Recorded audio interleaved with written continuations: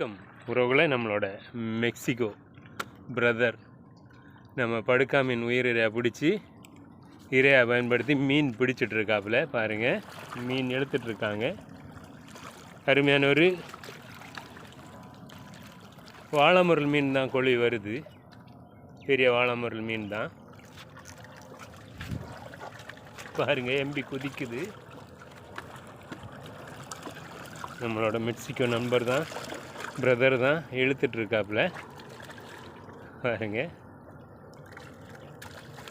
அது எம்பி குதிச்சிட்ருக்கு.